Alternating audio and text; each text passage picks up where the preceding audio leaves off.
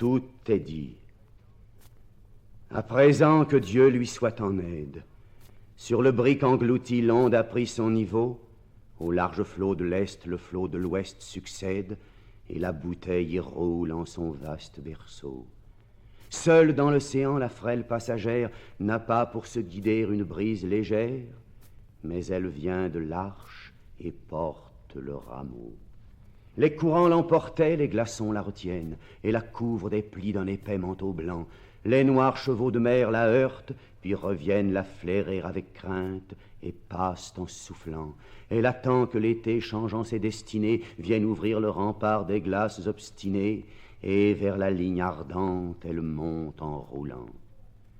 Un jour, tout était calme, et la mer Pacifique, par ses vagues d'azur, d'or et de diamants, renvoyait ses splendeurs au soleil du tropique. Un navire y passait majestueusement. Il a vu la bouteille aux gens de mer sacrée. Il couvre de signaux sa flamme diaprée, lance un canot en mer et s'arrête un moment. Mais on entend au loin le canon des corsaires. Le négrier va fuir s'il peut prendre le vent. Alerte et coulez bas ses sombres adversaires, noyés, or et bourreaux, du couchant au levant.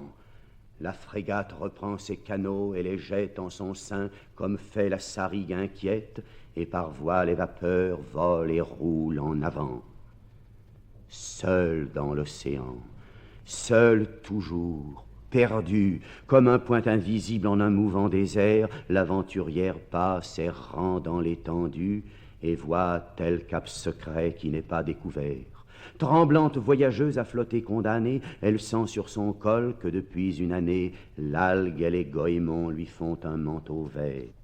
Un soir enfin, les vents qui soufflent des Florides l'entraînent vers la France et ses bords pluvieux. Un pêcheur accroupi sous des rochers arides tire dans ses filets le flacon précieux. Il court, cherche un savant et lui montre sa prise, et sans l'oser ouvrir, demande qu'on lui dise quel est cet élixir noir et mystérieux. Quel est cet élixir, pêcheur? C'est la science. C'est l'élixir divin que boivent les esprits, trésor de la pensée et de l'expérience. Et si tes lourds filets, ô pêcheur, avaient pris l'or qui toujours serpente aux veines du Mexique, les diamants de l'Inde et les perles d'Afrique, ton labeur de ce jour aurait eu moins de prix. Regarde, quelle joie ardente et sérieuse! Une gloire de plus luit dans la nation. Le canon tout-puissant et la cloche pieuse font sur les toits tremblants bondir l'émotion.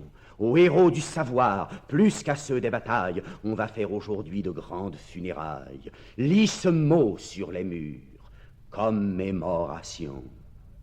Souvenir éternel, gloire à la découverte, dans l'homme ou la nature, égaux en profondeur. Dans le juste et le bien, source à peine entr'ouverte, dans l'art inépuisable, abîme de splendeur. Qu'importe oubli, morsure, injustice insensée, glaces et tourbillons de notre traversée, sur la pierre des morts croît l'arbre de grandeur. Cet arbre est le plus beau de la terre promise. C'est votre phare à tous, penseurs laborieux.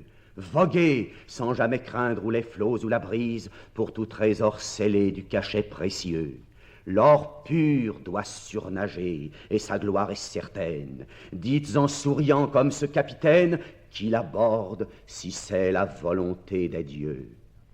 Le vrai Dieu, le Dieu fort est le Dieu des idées. Sur nos fronts, où le germe est jeté par le sort, répandons le savoir en fécondes ondées. Puis, recueillant le fruit tel que de l'âme il sort, tout empreint du parfum des saintes solitudes, jetons l'œuvre à la mer des multitudes. Dieu la prendra du doigt pour la conduire au port.